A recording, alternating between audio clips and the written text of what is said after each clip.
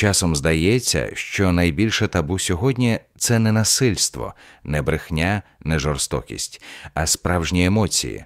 Спробуй чесно сказати, що тобі боляче, і на тебе подивляться, як на слабкого.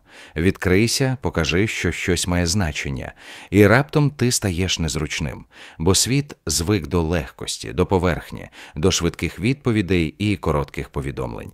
Усе має бути просто, без зайвого. Навіть ти. Але що робити, якщо ти не такий? Якщо в тобі живе щось глибше, якщо ти не можеш і не хочеш жити без сенсу, тут починається біль. Бо коли ти глибший за просту усмішку, ти стаєш небезпечним. Бо люди, які відчувають, бачать більше. А значить, не піддаються контролю. Їх не так легко змусити мовчати, жити на автоматі, працювати без сенсу. І от чому емоції стали ворогом? Їх намагаються викорінити під виглядом раціональності. Тебе вчать: не ускладнюй, не драматизуй, не бери близько до серця. Але що, якщо серце і є твоя головна правда? Що, якщо сила – це не ховати емоції, а витримувати їх, не тікаючи? У цьому й парадокс. Ми живемо у світі, де глупість часто маскується під легкість, де бездумність називають мудрим спокоєм. І якщо ти хочеш бути справжнім, тобі буде боляче, але тільки так ти збережеш себе. І цей біль – не ознака твоєї поломки. Це ознака того, що ти живий. Ти не робот. Ти не створений для того, щоб все спрощувати, ковтати й усміхатися, коли хочеться кричати. Але суспільство не любить тих, хто бачить глибше, бо тоді доведеться подивитись на себе. Доведеться визнати, що багато чого навколо фальшиве, і тому тебе вчитимуть закриватись. У дитинстві «не плач, ти ж хлопчик». У підлітковому віці «не перебільшуй, це все гормони». У дорослому «не парся, випий і забудь». І все це про одне – не відчувай. Але якщо ти перестанеш відчувати, то що тоді залишиться від тебе? Маска, форма, емуляція людини? Біль – це частина правди. І глибина – це не вада, це дар. Так, він ускладнює життя, але без нього ти не зможеш любити по-справжньому. Не зможеш співчувати, не зможеш створити щось цінне, бо без емоцій ти просто функція, а з ними 3 людини – жива, складна, не ідеальна, але справжня. Ми живемо у світі, де емоційність сприймається як вада, і що більше ти тримаєш у собі, тим кращим тебе вважають. Тримати обличчя, не показувати слабкість, бути раціональним – звучить як успішна формула. Але це не сила, це втеча. Ми переплутали емоційну зрілість із відстороненістю. Люди бояться тих, хто відчуває щиро, бо вони нагадують про щось, що ми самі давно втратили – здатність бути в контакті з собою. У дитинстві ми були справжні, ми не соромились плакати, сміятись, обіймати, а потім світ сказав «не показуй цього». І ми почали ховати себе, ми навчилися прикидатися, створили образ адекватного дорослого, в якому більше тиші, ніж правди. І тепер у кожній компанії є хтось, хто жартує, коли не смішно. Хтось, хто каже «все норм», коли всередині буря. Ми настільки глибоко засвоїли цю роль, що самі в неї повірили, але ціна за неї – втрачена автентичність. Ми стали боятись власних реакцій. Якщо щось зачіпає, ми вважаємо це надмірною чутливістю. Якщо хтось не погоджується, думаємо, що з нами щось не так. І отут народжується колективна глупота, бо коли більшість боїться глибини, вона починає насміхатись з тих, хто ще відчуває. Це спосіб захиститись. Коли ми не хочемо дивитись на власну порожнечу, ми критикуємо чужу щирість або ігноруємо її. І так формується нова норма. Емоційність – це сором, а байдужість – це сила. Хоча насправді все навпаки. Витримати емоцію значно складніше, ніж її уникнути. Залишатись у контакті з собою – це не слабкість, це вибір, це робота. І ця робота страшить, бо вимагає чесності. Тому суспільству зручніше називати це драмою, перебільшенням, нестабільністю. Але кожного разу, коли ти приглушуєш себе заради зручності інших, частинка тебе вмирає. І що більше таких моментів, то менше в тобі живого. Глупота – це не відсутність інтелекту, це відмова бачити глибину, це небажання розуміти, що в тобі щось болить. І коли таких відмов стає багато, утворюється культура, де правда стає небажаною гостею, а справжні емоції – небезпекою. І що ж тоді робити, коли всередині тебе живе серце, а навколо всі хочуть, щоб ти був простішим? Коли все всередині хоче сказати «мені боляче, мені важливо, я не можу мовчати», а зовні все кричить «заспокойся, не перебільшуй, не парся». Це конфлікт, у якому ти сам на сам із вибором – втратити себе чи втратити схвалення. І це, мабуть, один із найважчих виборів у дорослому житті. Бо ми так звикли до ілюзії нормальності. Ми вважаємо, що щастя – це коли тебе не чіпають, коли ти смієшся з усіма, працюєш як усі і не задаєш зайвих питань. Але це не щастя, це адаптація, це виживання у світі, який не любить глибини. І от тут потрібна справжня сила бути інакшим, не кричати, не доводити, не боротись за розуміння, а просто бути собою. Без вибачень, без «вибач, що я чутливий», без «пробач, що я думаю трохи глибше, ніж треба», бо це не трохи, це все. Це і є твоє життя. І якщо ти перестанеш довіряти собі, хто тоді залишиться? Іронія в тому, що більшість людей, які намагаються спростити тебе, самі живуть із закритим серцем. І їх лякає твоя відкритість, бо вона нагадує, що можна жити по-іншому. І тому твоя щирість – це виклик, не агресивний, не нав'язливий, а тихий і стійкий. І саме в цій стійкості твоя внутрішня сила. Сила не в тому, щоб тримати все в собі, а в тому, щоб не зраджувати себе, навіть коли всім зручніше, щоб ти мовчав. І так, це самотній шлях. Але він справжній. Він дає не комфорт, а глибину, не спокій, а сенс. І чим довше ти цим шляхом йдеш, тим менше тобі потрібно бути зрозумілим. Бо приходить тиша, та тиша, в якій не страшно бути собою, у якій не соромно відчувати. І це не тиша втечі, це тиша миру усередині, без гучних слів, без потреби переконувати, просто є ти. І це достатньо. Нам часто здається, що бути спокійним означає нічого не відчувати, але це неправда. Справжній спокій не в тому, щоб бути порожнім, а в тому, щоб не тонути у власних хвилях, уміти побачити емоцію, прожити її, не тікаючи, і при цьому не дати їй зруйнувати себе. Це не притуплення, це майстерність. У нашому світі силу часто плутають із холодністю, мовляв, якщо ти не плачеш, ти сильний. Якщо не зриваєшся, ти зрілий. Але насправді ти можеш не показувати жодної емоції і при цьому бути зсередини спустошеним. А можеш плакати і залишатись сильним. Бо сила не в зовнішній стриманості, а в усвідомленості. І тут ми підходимо до того, що емоційна мудрість – це не щось слабке чи м'яке, це вища форма контролю. Не того контролю, де ти все придушуєш, а того, де ти все бачиш, розумієш, визнаєш і приймаєш рішення. У гніві не вдарити, у страху не тікати, у болю не озлобитися, у любові не розчинитися. Це надзвичайно важко. Але саме тому це і є сила. Бо найпростіше – відреагувати. Найлегше – закричати, втекти, звинуватити, зачепити.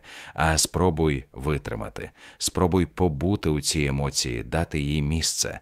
І не дозволити їй знищити зв'язок з іншими. Це і є те, що називають зрілістю.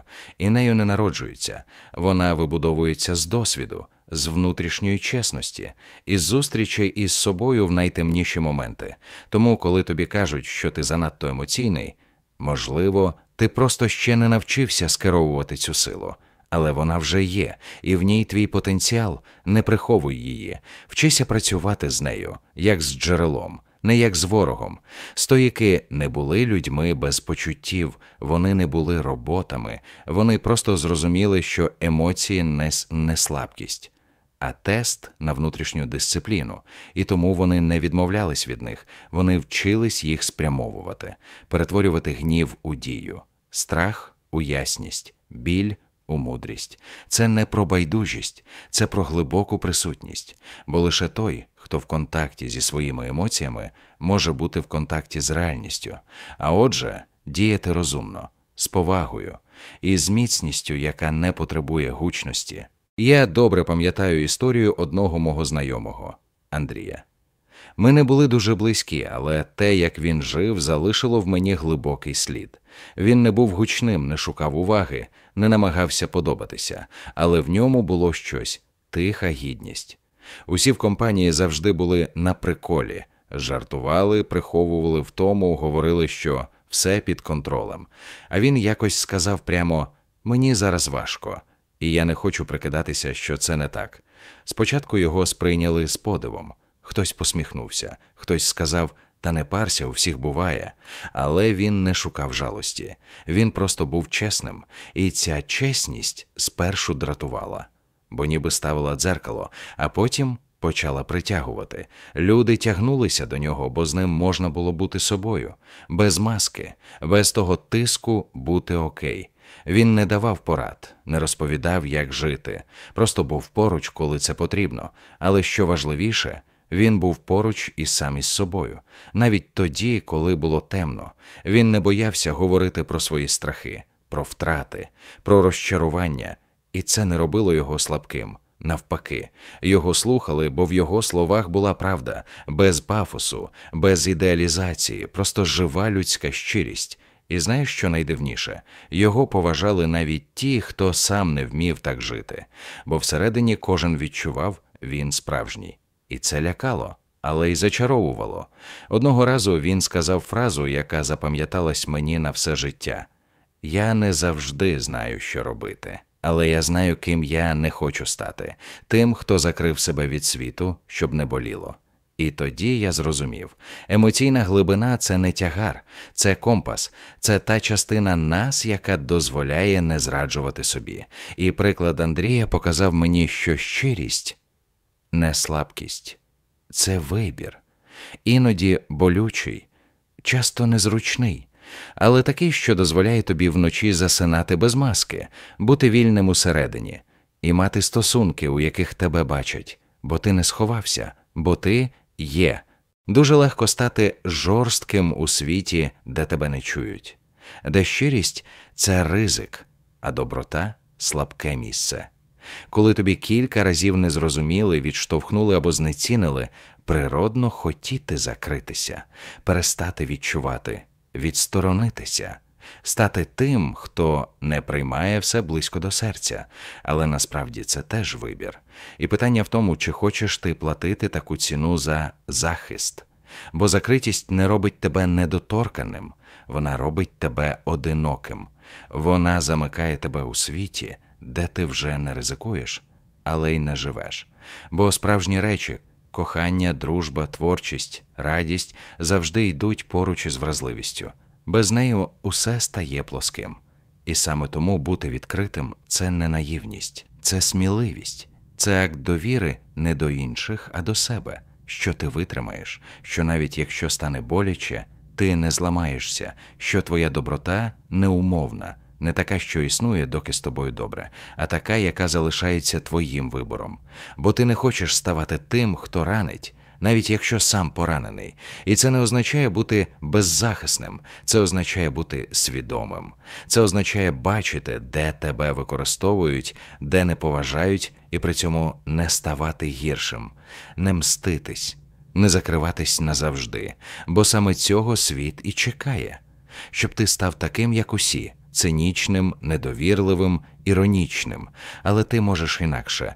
Ти можеш обирати людяність, навіть тоді, коли вона незручна, навіть тоді, коли вона без гарантій. Бо в довгій перспективі виграють не ті, хто найхолодніші, а ті, хто не втратив себе, проходячи крізь біль. І що найцікавіше, саме такі люди зрештою стають найсильнішими, бо вони не вчаться закривати серце, вони вчаться з ним жити, захищати його не мурами, а мудрістю. І ця мудрість не з книг, вона приходить через досвід, через помилки, через падіння. Але якщо в цьому всьому ти залишив у собі тепло, значить, ти не програв. Значить, у тобі ще живе справжнє. І, можливо, саме воно і є твоя головна перемога. Можливо, ти не впишешся в цей світ. Можливо, ти завжди будеш занадто глибоким, занадто чесним, занадто емоційним. Але це не твоя вада, це твоя природа, твоя присутність. І, можливо, саме вона і є найбільшим подарунком, який ти можеш зробити цьому світові – залишитись живим. Не відрізаним, не замороженим, не зручним, а живим. Бо світ має вдосталь тих, хто мовчить, коли хоче кричати, тих, хто сміється, коли боляче, тих, хто давно зрадив себе, аби не відрізнятись, але дуже мало тих, хто має мужність бути справжнім. І якщо ти серед них, то твоя дорога буде непростою, але вона буде твоєю. І з часом ти почнеш притягувати таких самих, чесних, уважних, відкритих, тих, хто не боїться говорити про біль, тих, хто вміє слухати, тих, хто шукає глибину, а не лише зручність. І саме з таких стосунків народжується щось справжнє, бо коли ти не граєш ролі, з тобою можуть бути щиро, а це найбільший спокій. Не той, який приходить, коли все добре, а той, який приходить, коли ти знаєш, ти не зрадив себе. І тоді, навіть у найважчі моменти, в тобі буде точка опори. Не зовні, всередині. Світ не має стати м'якшим, щоб ти почувався в ньому добре. Тобі потрібно стати глибшим, щоб залишатись собою, навіть коли світ вибирає поверхню. І саме тут починається справжній шлях. Не ідеальний, не гламурний, не легкий, але чесний. І в цій чесності твоя свобода. Бо коли ти дозволяєш собі відчувати, ти дозволяєш собі жити. І тоді навіть біль стає не ворогом, а вчителем. Навіть сльози не поразкою, а очищенням. І навіть тиша не порожнечею, а простором, де зростає твоє «я». Ти можеш жити по-іншому. Не швидко, не поверхнево, не як усі, а по-справжньому. І не всім це сподобається. Але справжнє рідко буває популярним. Зате воно єдине, що має сенс. І коли ти одного дня озирнешся, важливо буде не скільки разів ти був успішним, а скільки разів ти був собою. Не зрадив, не зламався, не відмовився від глибини. І саме це ознака справжньої мудрості. Якщо ти теж відчуваєш, що глибина – це не вада, а твоя сила, підпишись. Тут ми говоримо про те, про що не прийнято мовчати. Про біль, людяність, свободу бути собою, навіть коли це складно. Твої емоції не роблять тебе слабким. Вони роблять тобі живим. І саме таких людей справжніх ми шукаємо.